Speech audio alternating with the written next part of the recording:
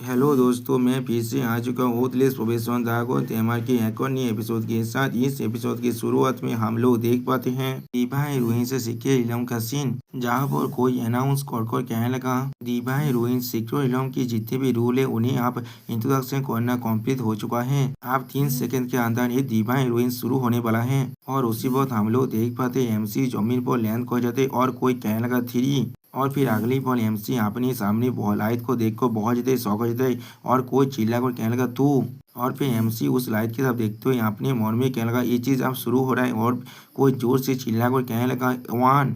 और फिर MC light की तरफ देखने लगा, लेकिन यहाँ पर कुछ भी नहीं कह पाता है। अगली पल हमें दीवा हीरोइन सीक्रेट इलम की पीक फॉरेस्ट का सीन दिखाता है, जहाँ पर एमसी एक क्लिप पर खड़ा हुआ है और अपने मन में कहने लगा ये पीक फॉरेस्ट ट्रेन है। यहाँ पर ऐसा लग रहा है वो सारे क्लास जो यहाँ पर उड़ नहीं सकते उनके लिए यहाँ पर बहुत ज्यादा बुरा वक्त आने वाला है। और फिर उसी वक्त हम लोग देख पाते कोई एमसी के पीछे से कहने लगा मैं कितना तो लाकी हूँ यहाँ पर। जो सुनने के बाद एमसी अपनी पीछे तरफ देखने लगा, लेकिन पहले कुछ भी नहीं कह पाता है। और फिर यहाँ पर एक इंसान आकर कहने लगा मैंने सोच में नहीं सोचा था मैं एक डी रैंक के फैमिली के बच्चे के साइड में स्पॉन होगा। जो सुनने के बाद एमसी सिर्फ कोल्ड फेस बनाकर उस इंसान की तरफ देखने लगा। और फिर हम लोग देख पाते एक बहुत ज्यादा मोटा आदमी एमसी की तरफ अपने वेपन के साथ आगे बढ़ते हुए कहने लगा तुम असल में मेरे लिए एक एपिटाइजर हो जिसे मेरे तौर पर डिलीवर कर दिया गया है। और सिस्टम बैलेंस से हमें मालूम चलता है इसका नाम वांग तियानलेंग है, जिसका लेवल 105 है और वो एक 20 तेमर है जो वेस्टर्न बोधार की सी रैंक के फैमिली से आता है। और फिर तियानलेंग बहुत ज्यादा मुस्कुराते हुए एमसी तरफ देखते हुए कहने लगा अब जल्दी करो, मैं तुम्हारी पेगमेंट को बहुत ही अच्छी तरह से एक्सेप्ट करने वाला हूँ। उसी पर लुफेन थोड़ा सा मुस्कुरा कर कहने लगा क्या तुम खुद को लाकी कह रहे हो, लेकिन तुम यह पूरी तरह से गलत नहीं हो। और फिर हम लोग देख पाते लुफेन अपने बिली धर्मा ड्रैगन किंग को एक्टिवेट करने के बाद कहने लगा लेकिन ये तुम्हारे लिए बहुत ज्यादा बुरा है, तुम वो हो जो मेरे लिए आप यहाँ पर डिलीवर हो चुके हो।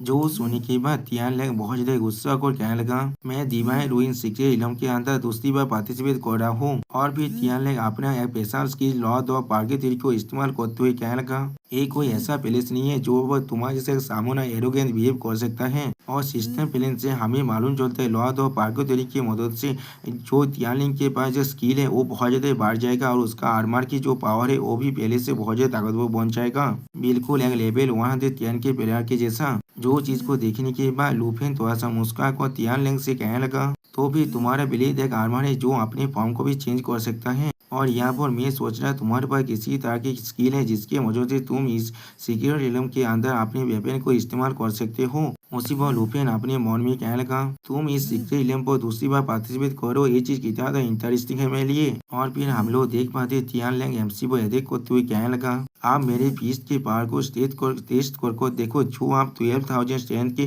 करीब पहुंच चुका है। लेकिन अगली पर हम लोग देख पाते लुफेन ने सिर्फ अपने एक ही हाथ की मदद से तियानलेंग के पांच को रोक दिया है। यहाँ पर जो चीज को देखने के बाद तियानलेंग यहाँ पर कुछ भी नहीं समझ पाता है। और फिर लुफेन थोड़ा सा निराश होकर कहने लगा क्या सिर्फ 12,000, क्या दीवा हीरोइन सीक्रेट इलम के अंदर हर कोई तुम्हारे जितने कमजोर है। यहाँ पर सच में दोस्तों यहाँ पर लुफेन देखने में बहुत ज्यादा कूल दिख रहा है। अब तियानलेंग लुफेन के पावर को देखने के बाद थोड़ा सा घबरा कर अपने मन में कहने लगा यहाँ पर क्या चल रहा है, वो सिर्फ एक लेवल 65 के ड्रैगन सामना नहीं है जो यहाँ पर अपने ड्रैगन को भी सामना नहीं कर सकता है। तो फिर वो किसने किस तरह से मेरे पांच को यहाँ पर ब्लॉक कर दिया है, वो भी जिसका ताकत 10,000 एट्रीब्यूट से भी ज्यादा था। सच में दोस्तों यहाँ पर तियानलेंग बहुत ज्यादा ही शौक हो चुका है। और फिर लुफेन थोड़ा सा मुस्कुरा कर तियानलेंग पर अपने पांच से अटैक करते हुए कहने लगा वो फ्रेगमेंट जो मेरे दौर पर डिलीवर हो चुका है मैंने उसे अब ले लिया है। और फिर उसी पर लुफेन के पांच को देखने के बाद तियानलेंग बहुत ज्यादा घबरा को अपने मन में कहने लगा होली क्रेप। और फिर हमें दिखाए थे लुफेन की सिर्फ एक ही पांच की वजह से यहाँ पर तियानलेंग आसमान में उड़ जाता है।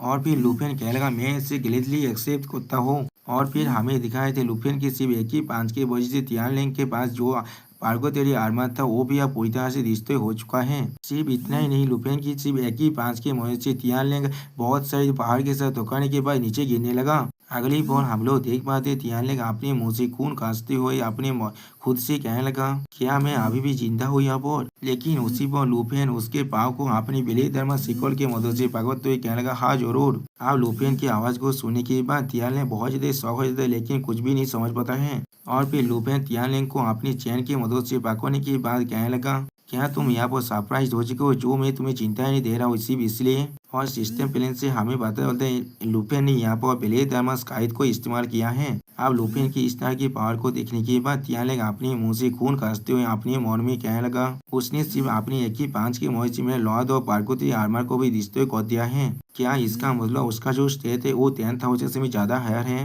नहीं, शायद निंग सुआंग की तरह ही इसके पास भी 1 लाख एट्रीब्यूट पॉइंट भी हो सकता है। और फिर लुपेन तियालेंग को अपनी तरफ खींचते हुए कहने लगा, तुम अभी वहाँ पर किसके बारे में सोच रही हो? मैं तुम्हें अभी 2 चांसेस देने वाला हूँ, इसलिए यहाँ पर अच्छी तरह से सुन लो उन्हें। तुम्हारा पहला चॉइस यही है, जॉब ये तुम्हारा सेकंड टाइम है यहाँ पर आने का, तो भी तुम मुझे अपना फ्रेगमेंट दे दो और मुझे लीड करो बाकी सारे रास्ते के बारे में। जो सुनने के बाद तियानलिंग थोड़ा सा घबरा कर कहने लगा, क्या? और फिर लुपेन मुस्कुराती हुई तियानलिंग की तरफ देखते हुए कहने लगा, और तुम्हारा दूसरा चॉइस यहाँ पर यही है, मैं तुम्हें जाने दूंगा और तुम नीचे गिर कर यहाँ पर ही खत्म हो जाओगे। और फिर लुपेन थोड़ा सा कोल्ड फेस बनाकर कोल तो हमें तियानलिंग से कहने लगा, तुम्हारी बोकेन इक्विपमेंट के साथ और तुम जितना ज्यादा अभी इंजर्ड हो चुके हो और तुम्हारे पास होने की कोई भी एबिलिटी भी नहीं है।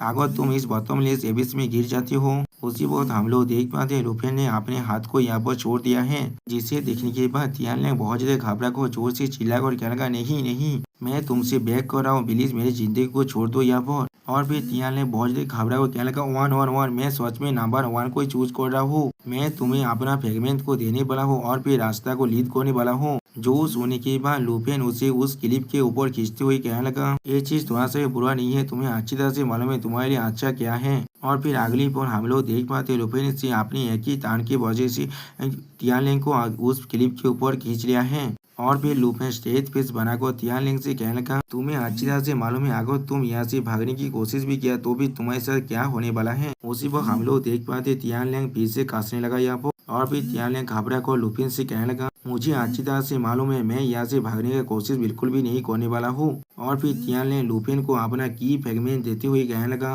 प्लीज इसे ले लो, मेरे जिंदगी को छोड़ने के लिए योंग मास्टर आपका बहुत ज्यादा शुक्रिया, मैं सच में आपको इस रास्ते में मदद जरूर करने वाला हूँ। जो सुनने के बाद लुपेन तियानलिंग की तरफ देखते हुए उससे पूछने लगा, क्या तुम इसके बारे में बिल्कुल श्योर हो? क्या तुम आखिरी बार जब इस इलम के अंदर आया था तब तुमने इस इलम के सारे लोकेशन के बारे में फिगर आउट कर लिया था? जो सुनने के बाद तियानलिंग थोड़ा सा घबरा कर लुपेन से कहने लगा, मैं ये कहने के साहस बिल्कुल भी नहीं करूंगा, मैं हर एक चीज को यहाँ पर फिगर आउट कर लिया था, लेकिन मुझे एटलीस्ट ये तो मालूम है कहाँ पर वो सारे चेस्ट है जिन्हें फियार्स बीस काट करते हैं। मेरे पास सच में इसके बारे में एक बहुत अच्छा आइडिया है। और फिर राइटर हमें एक चेस्ट को एक फिर से 20 काट करते हुए देख रहा और आप कहने लगा, डिवाइन रूइन से रिलोम के अंदर चेस्ट बहुत ज्यादा इम्पोर्टेंट चीज है, सिर्फ उनके अंदर की फ्रेगमेंट ही नहीं होता है, उनके अंदर हम लोग बीसीआर से आइटम को भी पा सकते हैं। और फिर 3 चेस्ट को दिखाते हुए राइटर हमसे कहने लगा, इन चेस्टों के अंदर 3 तरह के इलोम आर्टिफैक्ट्स हैं, उनमें से सिर्फ एक को हासिल करना इन बेतल का जो रुख है उसे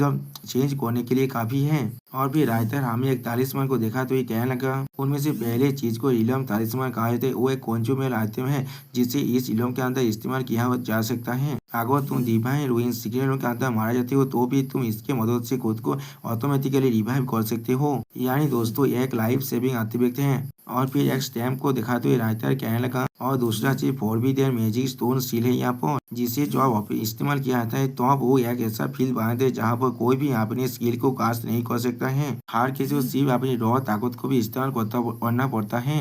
हाँ जरूर, अगर कोई और भी इसे इस्तेमाल करते हैं तो फिर ये चीज कैंसिल आउट हो जाता है। और फिर हमें एक क्रॉसबो का सीन दिखाते हुए राइटर कहने लगा, और तीसरा चीज जो सबसे ताकतवर आर्टिफैक्ट है यहाँ पर गॉड हंटिंग हैवी क्रॉसबो, पहले दोनों चीजों से अलग यहाँ पर सिर्फ ऐसा एक ही चीज है, इस इलम के अंदर ये सबसे ताकतवर किलिंग वेपन है यहाँ पर, इस क्रॉसबो की मदद से किसी को भी मारा जा सकता है जिसके पास 2 मिलियन स्टेमिना से एट्रीब्यूट पॉइंट कम है, यानी दोस्तों ये सच में एक डेडली वेपन है। और फिर तियानलिंग लुपेन से कहने लगा, इसीलिए जितने भी इंसान यहाँ पर पहली बार पार्टिसिपेट कर रहे हैं वो लोग पहले फ्रेगमेंट को कलेक्ट करने की कोशिश करते हैं, क्योंकि उन्हें मालूम ही नहीं है यहाँ पर गॉड हंटिंग हैवी क्रॉसबो भी है जो यहाँ पर सबसे ज्यादा इम्पोर्टेंट चीज है। जो सुनने के बाद लुपेन आप थोड़ा सा सोचते हुए अपने मन में कहने लगा, मैं सच में इसके बारे में पहले नहीं जानता था, लेकिन इसके बातों को मैं थोड़ा सा भी टेस्ट कर सकता हूँ या नहीं उसके बारे में मुझे अभी नहीं मालूम है, लेकिन जब उसे मालूम है कहाँ पर ये चेस्ट है और उनके अंदर से फ्रेगमेंट भी मिलता है यहाँ पर, तो फिर मैं इसे पहले टेस्ट करने वाला हूँ। और फिर लुपेन तियानलिंग के हाथ से उसके फ्रेगमेंट को लेते हुए कहने लगा, तो फिर ठीक है, तुम्हारा नाम वांग तियानलिंग है, मैंने बिल्कुल सही कहा ना? और फिर लुपेन आगे बढ़ते हुए कहने लगा, मुझे रास्ता दिखाओ यहाँ पर। और दोस्तों इस सीन में लुपेन बहुत ज्यादा कूल दिख रहा था।